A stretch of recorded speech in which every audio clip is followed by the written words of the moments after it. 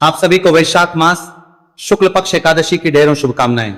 प्रिय भक्तों, आज के इस वीडियो में हम विशेष रूप से बात करेंगे कि वैशाख के शुक्ल पक्ष की एकादशी का व्रत किस दिन किया जाएगा, इस एकादशी का नाम क्या है और ये जो आने वाली एकादशी है इसके व्रत की विधि क्या है, कैसे इसका व्रत करना चाहिए, इस एकादशी की महिमा क्या है, शास्त्रों में इसके विषय में क्या लिखा है, इस व्रत को करने से क्या पुण्य प्रभाव प्राप्त होता है और इस एकादशी के नियम क्या है, किन नियमों का पालन करते हुए हमें ये एकादशी का व्रत करना चाहिए। इस एकादशी का पारण कब होगा, पूजन कब करना है, इस एकादशी पर भद्रा कही जा रही है, उसकी सत्यता क्या है, भद्रा रहेगी या नहीं रहेगी और रहेगी तो कब से कब तक रहेगी, पूजन किस प्रकार से होगा, भद्रा रहित काल कब रहेगा, इस प्रकार से सभी शास्त्रीय जानकारी आने वाली एकादशी के विषय में इस वीडियो के माध्यम से प्रदान की जाएगी। आप देख रहे हैं प्राचीन मार्ग टीवी ज्योतिष संस्थान का प्रतिष्ठित यूट्यूब चैनल। आपसे निवेदन है कि यदि थोड़ा सा भी उपयोगी लगे तो एक बार लाइक अवश्य कर दीजिएगा और अपने व्रत की सफलता के लिए कमेंट बॉक्स में अवश्य लिखिएगा जय श्री हरि या ओम नमो नारायणाय। आइए प्रिय भक्तों, जानकारी आरंभ करते हैं और बात करते हैं आने वाली एकादशी वैशाख मास के शुक्ल पक्ष की जो एकादशी होती है, सेम मोहिनी एकादशी कहा जाता है। इसका नाम है मोहिनी एकादशी। ये मनुष्य के सभी पातकों का नाश करने वाली है। मैं आरंभ में ही बता दूं प्रिय भक्तों कि जिस प्रकार से पिछली एकादशी पर आपने देखा कि एकादशी के जो नियम थे वो दशमी तिथि से आरंभ हो रहे थे, कुछ महत्वपूर्ण नियम थे और अनिवार्य उनका पालन दशमी तिथि से होना था। वैसे ही प्रत्येक एकादशी के कुछ ना कुछ अलग नियम होते हैं, इसलिए हमें प्रत्येक एकादशी के विषय में ध्यान से जानकारी प्राप्त करनी चाहिए कि कोई त्रुटि हमसे ना हो। दासक कुमारी काना काना पड़ेगा तो मोहिनी एकादशी जो है इसके विषय में भगवान श्री कृष्ण महाराज युधिष्ठिर से कहते हैं कि हे युधिष्ठिर, यह एकादशी मनुष्य के सभी पातकों को नाश करने वाली है। वो कहते हैं कि इसकी महिमा को एक बार वशिष्ठ जी ने रामचंद्र जी से कहा था। भगवान रामचंद्र जी ने जब पूछा कि हे वशिष्ठ जी, हे गुरुदेव, कोई ऐसा व्रत बताएं जिसके करने से समस्त पाप नष्ट हो जाएं और सभी दुखों का नाश हो जाए। मैंने सीता जी के वियोग में बहुत से दुख भोगे हैं, अतः आप कोई व्रत बतलाइए। भगवान रामचंद्र के निवेदन करने पर यह व्रत ऋषि वशिष्ठ के द्वारा बतलाया गया था। हमने कहा कि हे राम, वैशाख मास में जो एकादशी आती है जिसका नाम मोहिनी एकादशी है, इस एकादशी का व्रत करने से मनुष्य सब पापों तथा दुखों से छूटकर मोहजाल से मुक्त हो जाता है। अतः यह व्रत दुखी मनुष्यों को अवश्य करना चाहिए। इससे मनुष्य के सब पाप और दुख नष्ट हो जाते हैं। ऋषि वशिष्ठ कहते हैं कि एक समय पर भद्रावती नामक एक नगरी पर देवतीमान नामक वंशी राजा था और उसी की नगरी में एक धनपाल नामक वैश्य भी रहता था। बड़ा विष्णु भक्त था, तो उसने नगर में बहुत से भोजनालय बनवाए, प्याऊ बनवाए, कुआं, सरोवर, धर्मशाला आदि बहुत कुछ बनवाया था और सड़कों पर आम, जामुन तथा नीम आदि के अनेकों वृक्ष भी लगवाए थे। उस वैश्य के, उस व्यापारी के 5 पुत्र थे, तो उसका जो 5वां पुत्र था उसका नाम था दृष्ट बुद्धि। वो बड़ा पापी ही पाप कर्म किया करता था और अपने पिता के धन को नष्ट किया करता था। इन्हीं कारणों से पिता और भाइयों कुटुंबियों ने उसको घर से निकाल दिया। जब वो पिता ने निकाल दिया तो वो दर दर की ठोकरें खाने लगा, चोरी चकारी करने लगा। इस अपराध में राजा ने उसे राजा के सैनिकों द्वारा गिरफ्तार कर लिया गया। राजा ने जेल में डाल दिया, खूब यातनाएं दी। जब वो नहीं सुधरा तो उसको राजा ने राज्य से बाहर कर दिया। अब वो जंगल में रहने लगा, जंगल में को मार के खाने लगा और वो एक शिकारी बन गया। एक बार शिकार का पीछा करते करते वो कौंडिल्य ऋषि के आश्रम में पहुंच गया। उस समय का महीना चल रहा था और देव कृपा से कौंडिल्य ऋषि गंगा स्नान करके आ रहे थे। उनके भीगे वस्त्रों के छींटे पड़ने से उसको कुछ सद्बुद्धि आ गई। वह मुनि को हाथ जोड़कर कहने लगा कि मैंने अपने जीवन में बहुत पाप किए, आप उन पापों से छूटने का कोई साधारण और बिना धन का उपाय बतलाइए। उसने दीन वचन कहे तो ऋषि कहने लगे कि ध्यान देकर सुनो, तुम एकादशी का व्रत करो। इस एकादशी का नाम मोहिनी है और इससे तुम्हारे सब पाप नष्ट हो जाएगी। मोहिनी के वचन सुनकर उसने ऋषि के द्वारा बताई गई विधि के अनुसार मोहिनी एकादशी का व्रत किया। सो हे राम, इस व्रत के प्रभाव से उसके सब पाप नष्ट हो गए और अंत में वह गरुड़ पर चढ़कर विष्णु लोक को गया। तो भगवान श्री कृष्ण कहते हैं कि हे युधिष्ठिर, ये एकादशी मनुष्य को परम गति दिलाने वाली और उसकी मनोकामनाओं को पूर्ण करने वाली है। इसे ये व्रत किया जाने लगा। व्रत को भगवान रामचंद्र के भी ऋषि वशिष्ठ के बताए जाने पर किया जाने लगा। इस दिन मनुष्य को व्रत करना चाहिए, भगवान नारायण की पूजा करनी चाहिए और अपने पितरों को तृप्त करना चाहिए, पितरों के निमित्त दान करना चाहिए और जल तर्पण करना चाहिए। तो प्रिय भक्तों, ये इस एकादशी की महिमा है कि ये आपके सभी पापों का नाश करने वाली है। और ये साधारण दिन नहीं होता, सामान्य दिन की तुलना में 1000 गुना अधिक पुण्य इस एकादशी पर किए जाने वाले पूजा पाठ जप दान आदि का प्राप्त होता है। अब बात करते हैं इसके नियमों की। एकादशी के जो नियम है वो दशमी तिथि से ही आरंभ होते हैं। सभी एकादशी किसी पे ज्यादा नियम होते हैं, किसी पे कम नियम होते हैं। दशमी तिथि एकादशी को व्रत और द्वादशी को पारण, इस प्रकार से ये जो एकादशी का व्रत होता है ये त्रिदिवसीय विधान होता है। अब बात करें कि दशमी के नियम क्या रहेंगे, तो दशमी तिथि को ही कुछ वस्तुओं का त्याग करना है। प्रत्येक एकादशी पर कांसे की वस्तु का त्याग कहा गया है। कांसे का प्रयोग नहीं करना। कांसे के बर्तन में यदि आप भगवान को भोग लगाते हैं तो नहीं लगाना। आप स्वयं कुछ ग्रहण करते हैं, खाते पीते हैं, तो ना खाना है ना पीना है। कांसे की वस्तु का प्रयोग पूर्णतः वर्जित है, एकादशी को भी नहीं और द्वादशी को भी नहीं। दशमी तिथि को शहद का परित्याग कहा गया है, मधु शहद का प्रयोग नहीं होगा और द्वादशी को भी होगा। तिथि को मनुष्य को लहसुन प्याज आदि का त्याग कर देना चाहिए, मदिरापान या मांसाहार नहीं करना चाहिए।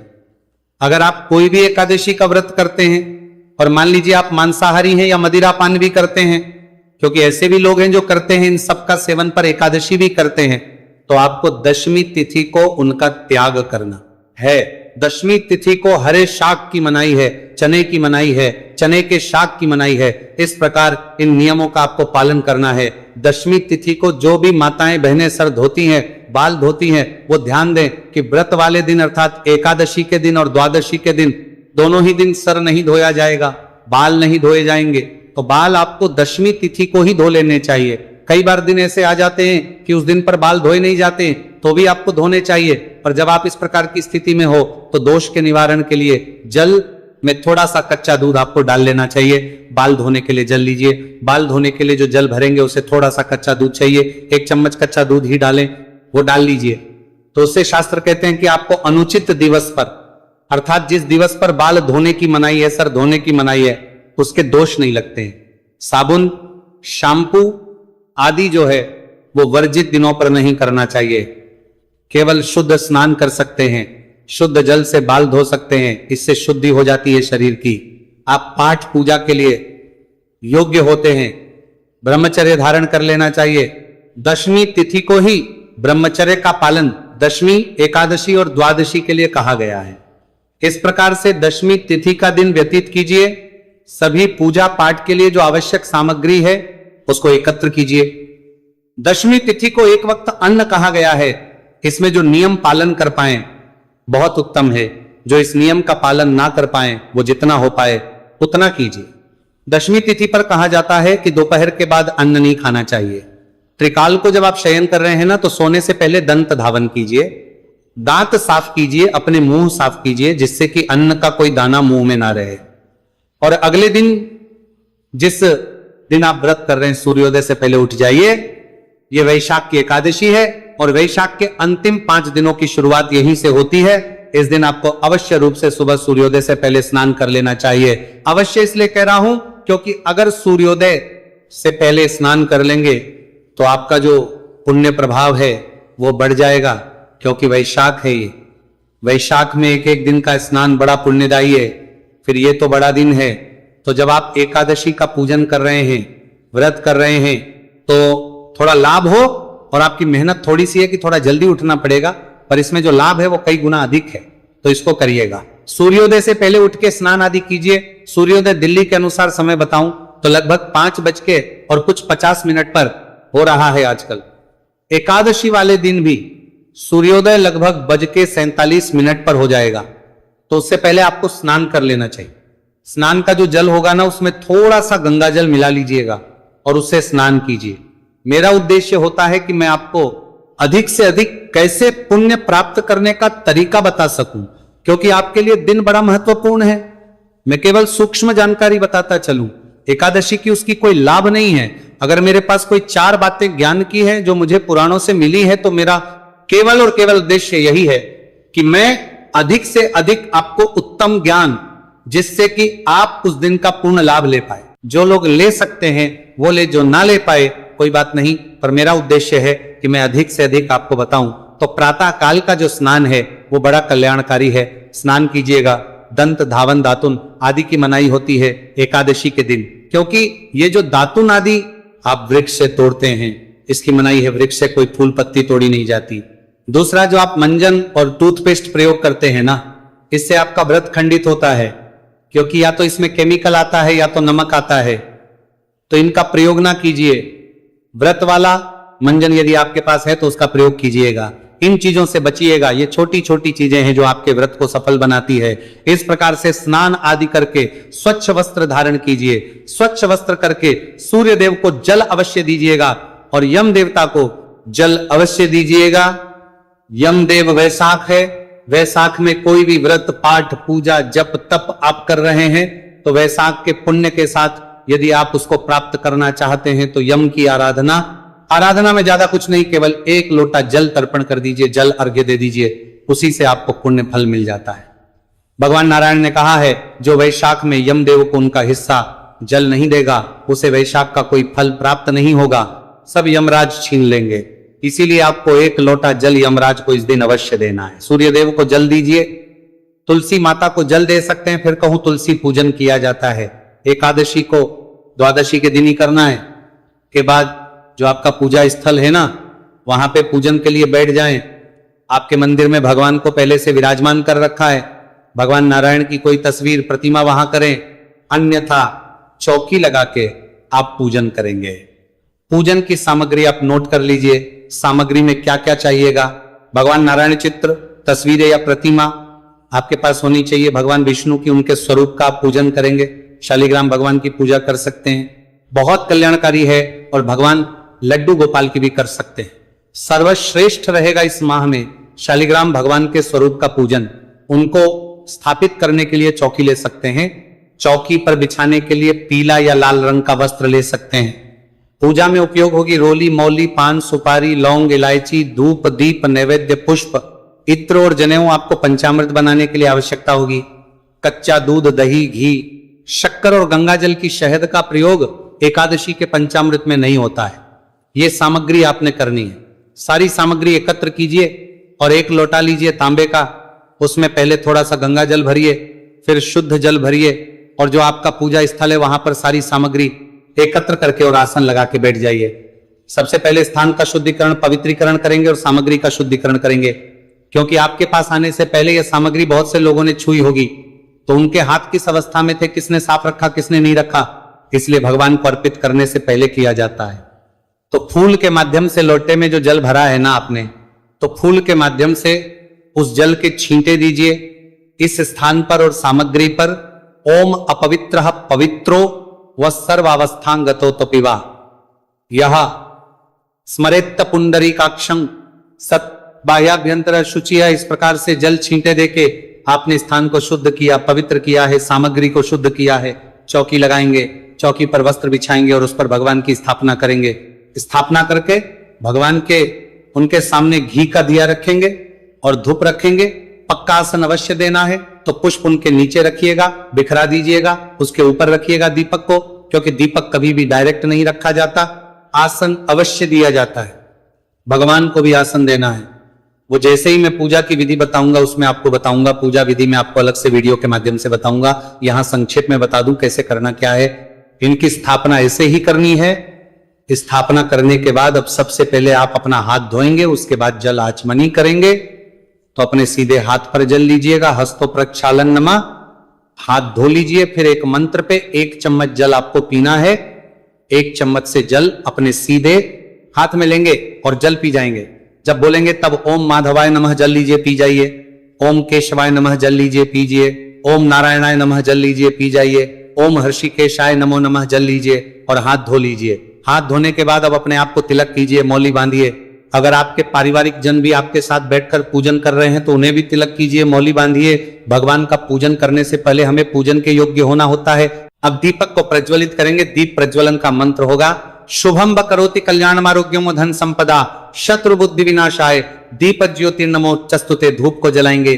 धूप दीप जला के फिर आपने संकल्प करना है। संकल्प एक आवश्यक प्रक्रिया है, तो संकल्प लीजिए, सीधे हाथ में जल लीजिए, उसमें पुष्प रख लीजिए। 1 रुपए का सिक्का दक्षिणा के रूप में कम से कम रखिए, अधिक जो भी रखना चाहे वो रख सकते हैं। 3 बार बोलिए ओम श्री विष्णु, ओम श्री विष्णु, ओम श्री विष्णु। अपना नाम, अपना गोत्र, जिस स्थान पर बैठकर पूजन कर रहे हैं वहां का मकान नंबर, क्षेत्र का नाम, शहर का नाम, आयु आरोग्यता प्राप्ति, भगवान नारायण एकादशी बोलिए, श्री विष्णु, और यह संकल्प भगवान के चरणों में अर्पित कर दीजिए। संकल्प करने के बाद भगवान की पूजा कीजिएगा, स्नान कराइए, भगवान को वस्त्र अर्पित कीजिए, जनेऊ अर्पित कीजिए, तिलक कीजिए, तिलक करके पुष्प अर्पित कीजिए, माला पहनाइए, धूप देव दिखाइए, भोग प्रसाद अर्पित कीजिए, नए वैद्य के रूप में फिर जलाजमी कराइए और तांबूल अर्पित करके दक्षिणा अर्पित कीजिए। हाथ जोड़ के नमस्कार कीजिए। तदोपरांत तामने एकादशी की कथा सुननी है और साथ में विष्णु शास्त्र नाम का पाठ करना है या सुनना है और आरती करनी है। उसके बाद नियम अनुसार दिन व्यतीत कीजिए। शयन काल को कीर्तन करना चाहिए। कीर्तन की महिमा बहुत अधिक है।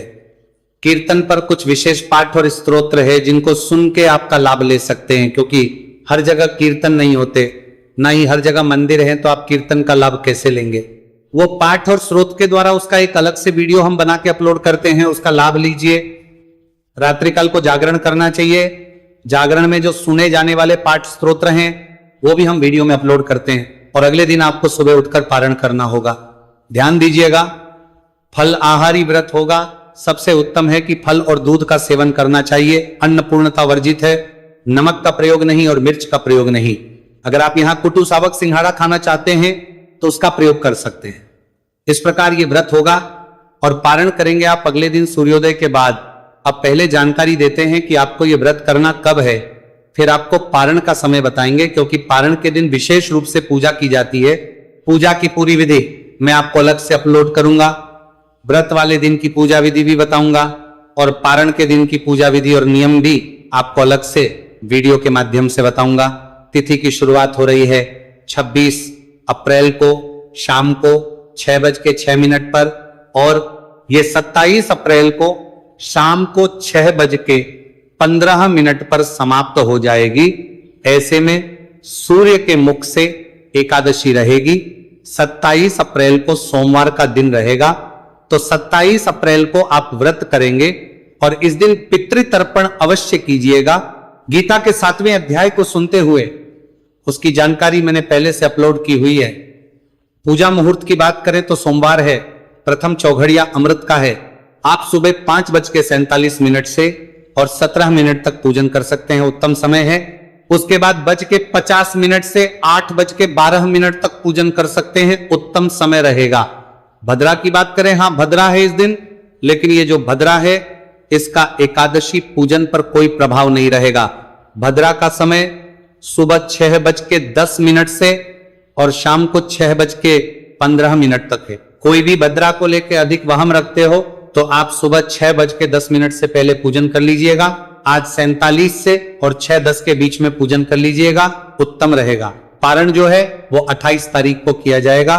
पारण के लिए शुभ समय 9:50 से और 11:15 तक। अगर आप अधिक परेशान हो कि अधिक भूखे ना रह पाएं तो सूर्योदय के बाद भी पालन कर सकते हैं, पर उत्तम मुहूर्त जो रहेगा चौघड़िया के अनुसार वो 10 बजे के बाद है। ये थी जानकारी एकादशी के विषय में। जानकारी थोड़ी भी अच्छी लगे लाइक कीजिएगा, शेयर कीजिएगा, जिससे कि सभी लोग अधिक लाभ ले पाएं। भगवान नारायण सब पर कृपा करें। हरे कृष्णा।